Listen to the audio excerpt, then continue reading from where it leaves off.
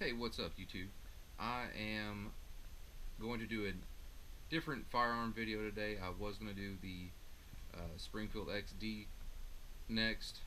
If you kind of follow them in order, I did the XDS and I said I was going to do the XD next. It's still coming, it's on the way. But I wanted to go over a firearm that I own and I enjoy that brings in a lot of controversy. Real quick, I'm going to give a little bit of a shout out to All Weather Tactical. This is their case that I have, and the firearm is this ar15. Now, this all-weather case, I love. I've got a flashlight in here. I've got my optics there. This is a PMag. It's got the window on it, and it is in the flat dark earth like most of my furniture is. And shout out to PMag as well. They're just really good mags. I prefer those way more to the GI style. And I even have a magpul sling there. It's multi-mission sling. But this is a firearm that has a lot of controversy. And yes, it looks like a military M4, but we're gonna go over it. So I'm gonna lock this in place, and we're gonna go over. The important thing to note is that firearms aren't inherently evil or anything because of the way they look. It's all how the individual actually decides to use it. You know, there are people out there who have killed with rocks, who have killed with their vehicle, baseball bats, all kinds of different means. It was that individual that chose it. So that part of the controversy is really, are you a murderer? Are you evil? Or not? I'm not. And this is my AR-15. Now, yes, I'm prior military. Yes, I am also a former correctional officer. This is AR-15. It means I have to pull the trigger each time for a round to go off. My 1022, which does not look people don't like these because they think they're aggressive. 1022 doesn't look like that. It looks like a hunting rifle. Same semi-automatic feature. I have a firearm that was belonged to my great grandfather. It's very, very old. Same thing. So this is not a machine gun by any means. It is not automatic. This is legal for civilian to own without having to pay for a class 3 anything. This is an optic I chose to put on there. It flips up. This is one that the Marine Corps uses. This is just a riser for my optics. Front sight, bayonet lug, compensator, foregrip. This is the stock. This is the pistol grip, trigger well, mag well. You're going to make sure it's not loaded. I'm going to do it like the Marine Corps taught me. And it is empty. It has a safety selector. So this is the charging handle. Mine has the extended charging, so I can do it with one hand. Has a dust cover, and you can push this forward. Now if you look at mine, you can see I've updated the dust cover. I've changed the charging handle. My trigger well has the Marine Corps stuff on it. I've changed almost everything that came on this firearm. I color filled the Bushmaster, the fire and safe I've color filled. It's got a little magpul attachment here on the grip.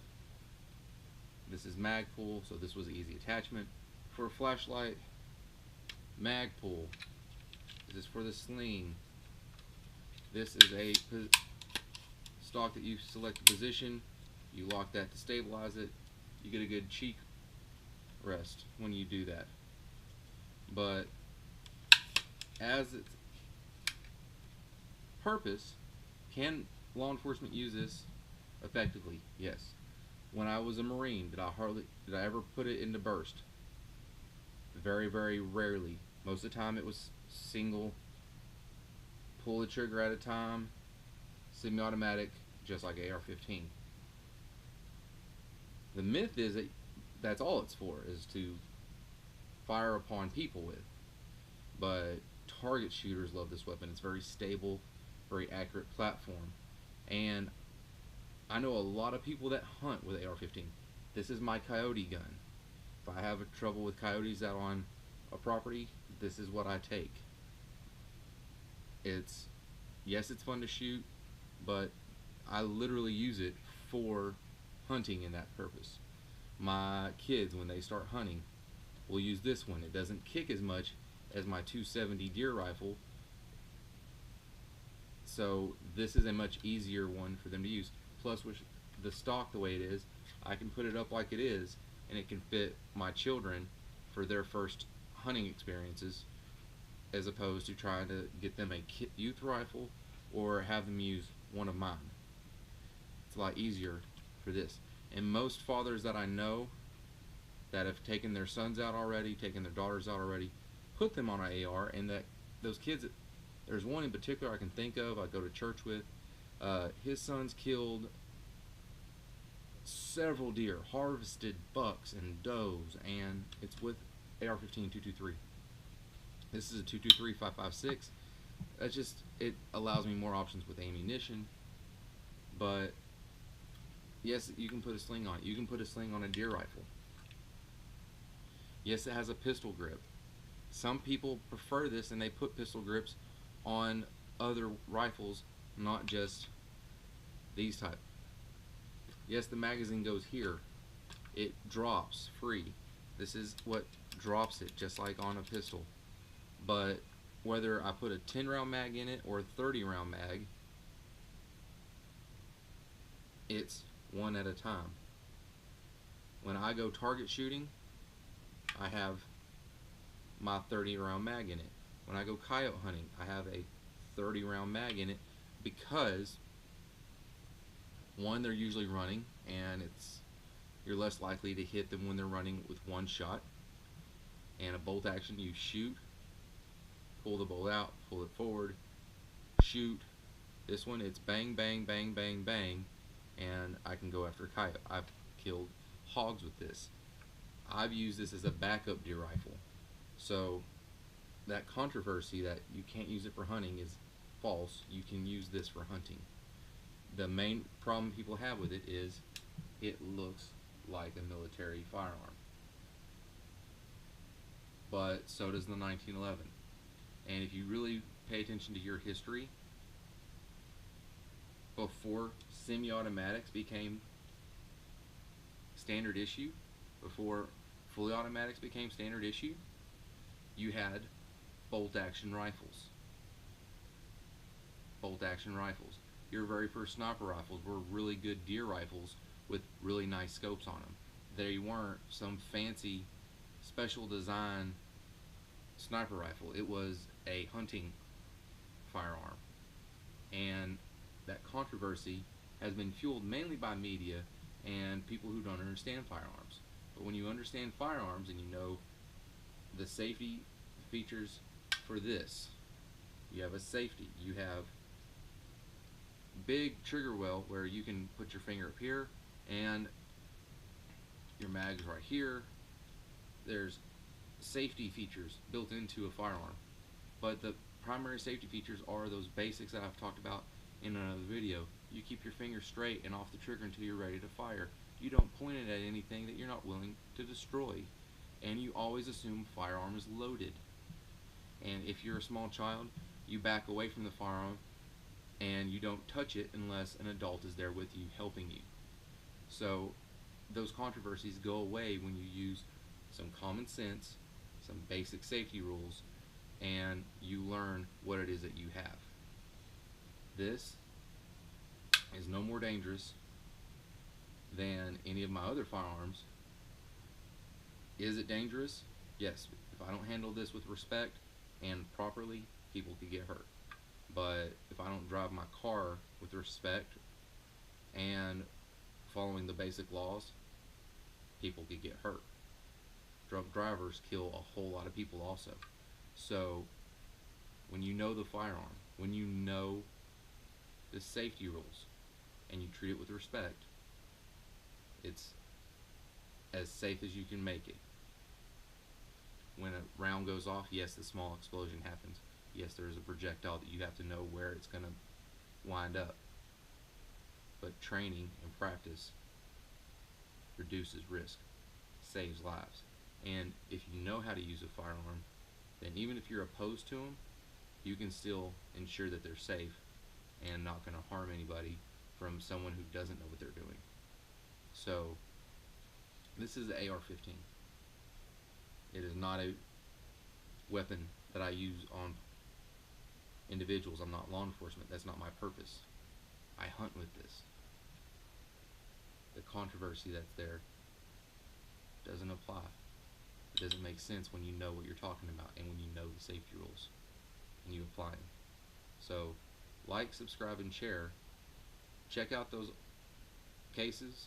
They have them at Academy. They have them in pistol cases also. And when you show up to a range and your firearm's in a case that you can open it up and everything is organized like that, it is pretty cool to see some of the reactions.